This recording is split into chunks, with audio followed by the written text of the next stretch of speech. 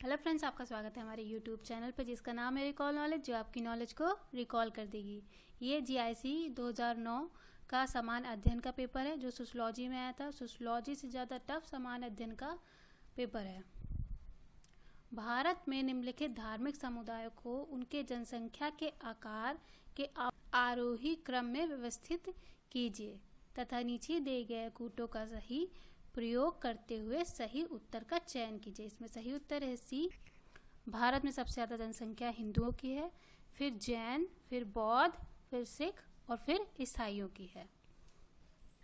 निम्नलिखित ऊर्जा में से कौन सी ऊर्जा जैव मात्रा में ज़्यादा उपयोग की जाती है? अब हम सभी जानते हैं ऊर्जा का सबसे बड़ा स्रोत जो हमारी पृथ्वी पे है वो सूर्य का है। अब जैव मात्रा क्या होती है? जैव मात्रा ऊर्जा का नवीकरणीय साधन है। यहाँ ये लाइन देखिए, जैव मात्रा ऊर्जा का नवीकरणीय स्रोत है। वे ईंधन जो हमें पादप एवं जंतु उत्पादन से प्राप्त होते हैं उन्हें जैव मात्रा कहते हैं, जैसे लकड़ी, गोबर, सूखे पत्ते और उनके तने। ये ज्वाला के साथ जलते हैं, मतलब इसमें अग्नि बहुत ज़्यादा होती है। इन्हें जलाने पर अत्यधिक धुआं निकलता है जो हमारे स्वास्थ्य के लिए नुकसानदायक होता है। ये ईंधन अधिक ऊष्मा उत्पन्न नहीं करते, मतलब अधिक ताप नहीं देते। ये स्वास्थ्य के लिए हानिकारक हैं। तो परमाणु ऊर्जा वह ऊर्जा है जो नियंत्रित नाभिकीय अभिक्रिया से उत्पन्न किया जाता है। वर्तमान में विद्युत उत्पादक के लिए वाणिज्य संयंत्र नाभिकीय विखंडन का उपयोग करते हैं। नाभिकीय रिएक्टर से प्राप्त ऊष्मा पानी को गर्म करके भाप बनाने में काम आती है, जिसे फिर से बिजली उत्पन्न करके इस्तेमाल किया जाता है। अब भूतापीय ऊर्जा की उत्पत्ति पृथ्वी की कोर में भले तरल पदार्थ मैग्मा की उपस्थिति से होती है। यह भूगर्भीय ऊष्मा पृथ्वी के भीतर गतिशील जल द्वारा भूसतह तक पहुंचती है। जिस स्थान पर ताप स्रोत भू सतह के निकट होता है वहाँ का भूजल गर्म होकर तप जल भंडार का रूप ले लेता है। निम्नलिखित राज्यों में से किस राज्य में सिनकोना वृक्ष नहीं उगते? सिनकोना वृक्ष छत्तीसगढ़ में नहीं उगते हैं। सिनकोना एक सदाबहार पादप है। इसके वृक्ष की छाल से कुकै नामक औषधि प्राप्त होती है जो मलेरिया ज्वर की दवा बनाने में काम आती है।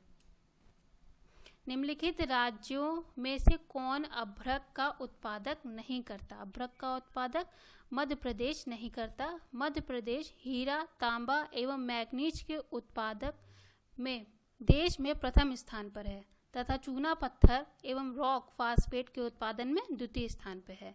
बाकी झारखंड, राजस्थान, आंध्र प्रदेश।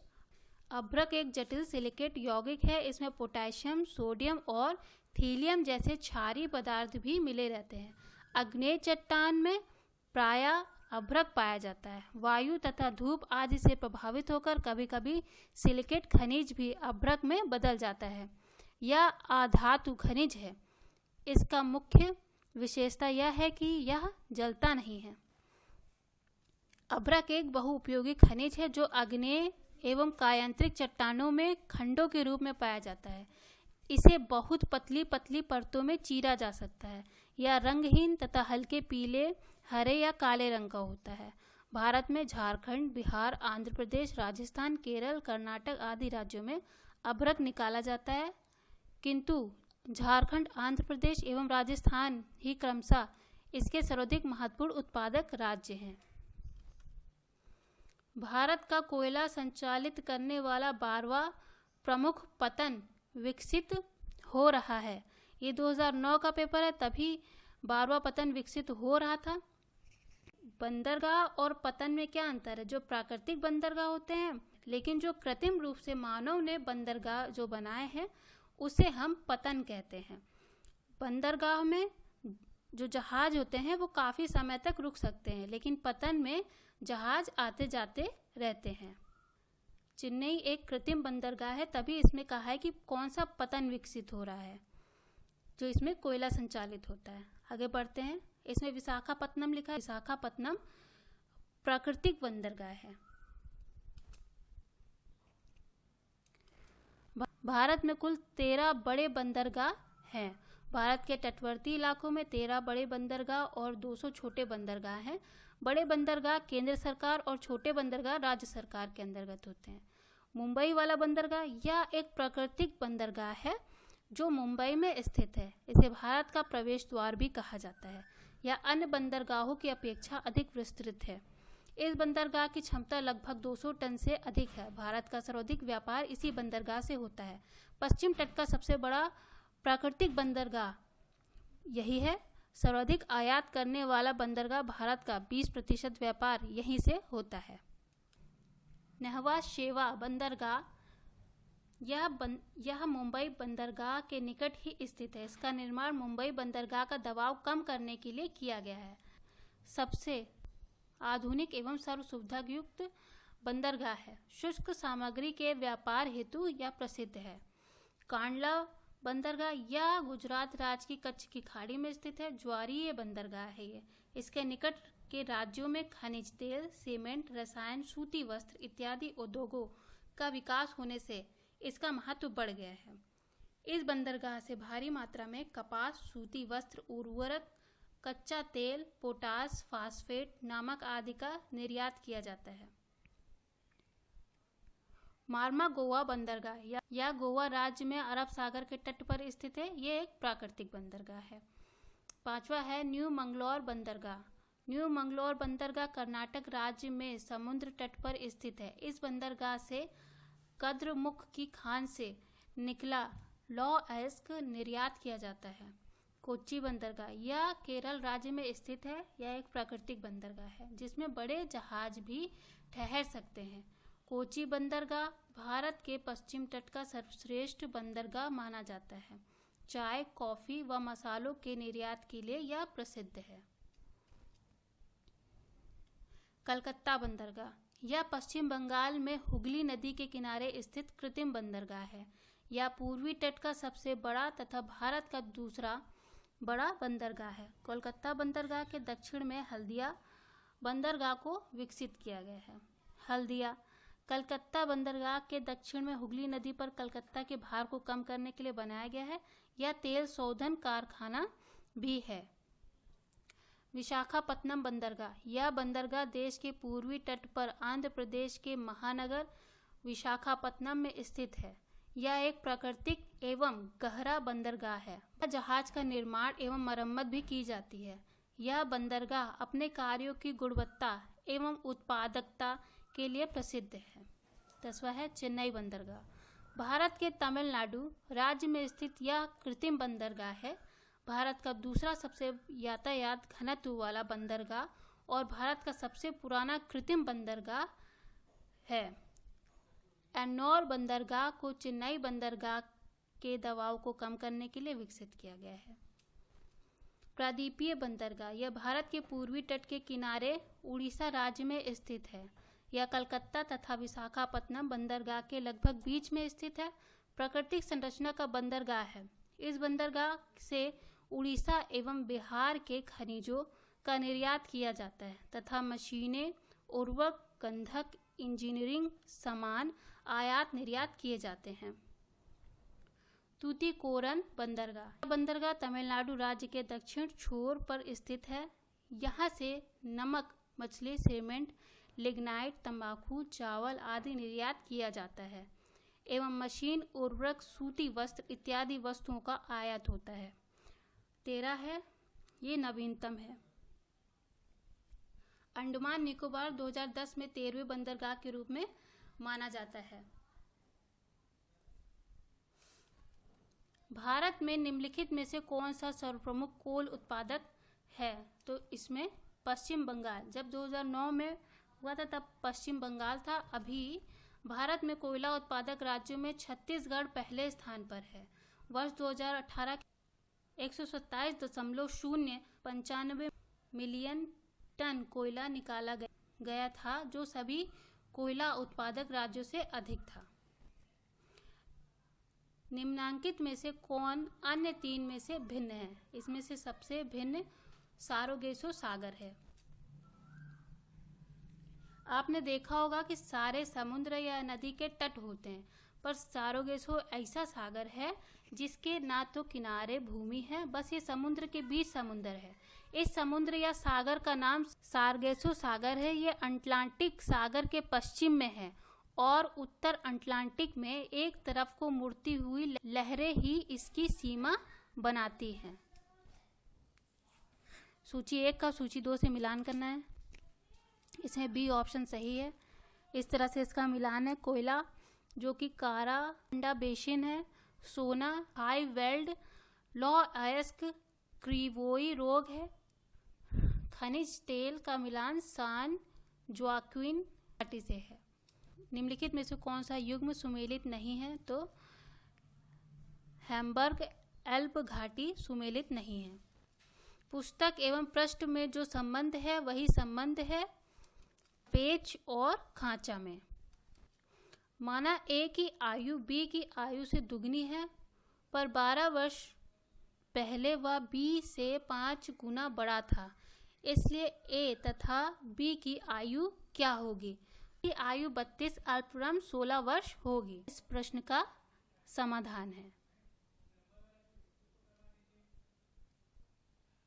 लिखित श्रेणी में अगर 16 का मान p है, r का मान 18 है, 20 का मान t है, v का मान 22 है, तो 24 का मान क्या होगा? 24 का मान x होगा। इस तरह से इसको लिया जाता है।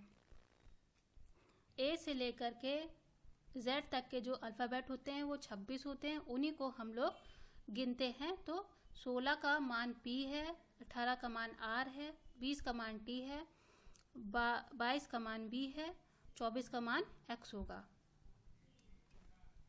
उत्तर प्रदेश में किसान मित्र योजना आरंभ हुई या योजना 18 जून 2001 को शुरू हुई थी। जी माधवन के स्थान पर भारतीय अंतरिक्ष अनुसंधान संगठन का नया अध्यक्ष कौन चुना गया? तो राधाकृष्णन को चुना गया था। राधाकृष्णन एक प्रमुख एवं प्रसिद्ध भारतीय वैज्ञानिक हैं तथा भारतीय अंतरिक्ष अनुसंधान संगठन इसरो के अध्यक्ष रह चुके हैं। इनके मार्गदर्शन में इसरो ने मंगलयान को प्रथम प्रयास में ही मंगल तक पहुंचाने का करिश्मा कर दिखाया था।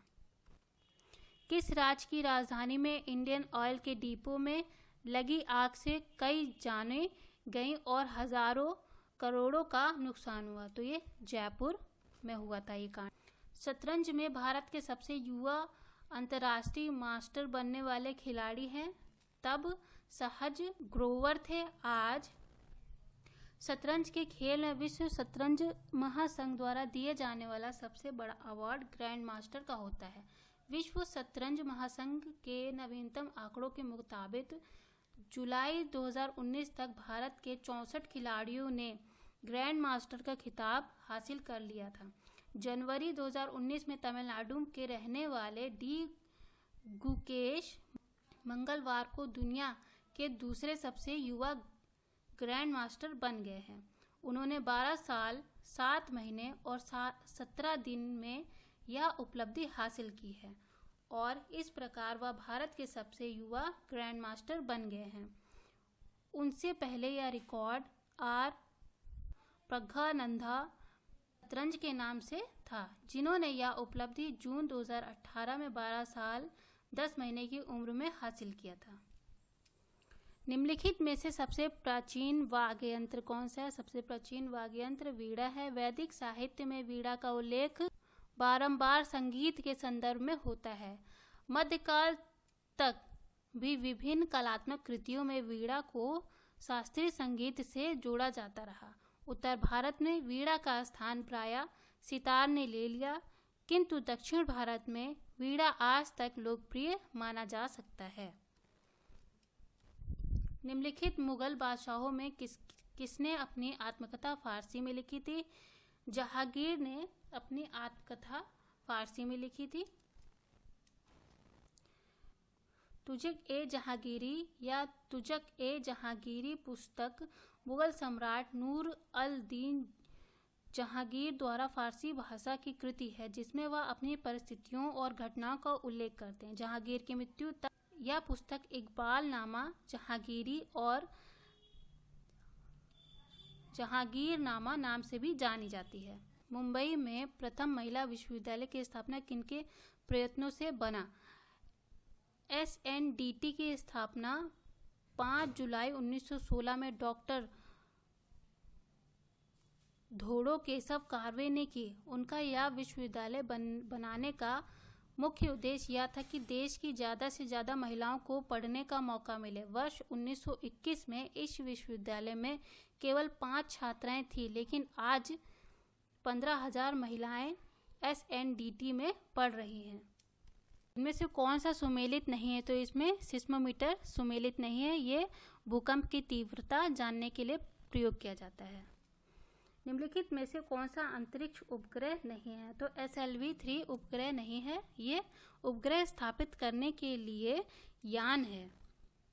उपग्रह प्रक्षेपण यान या SLV परियोजना भारतीय अंतरिक्ष अनुसंधान संगठन 1970 के दशक में शुरू हुई परियोजना है, जो उपग्रह को प्रक्षेपित करने के लिए आवश्यक प्रौद्योगिकी विकसित करने के लिए की गई थी।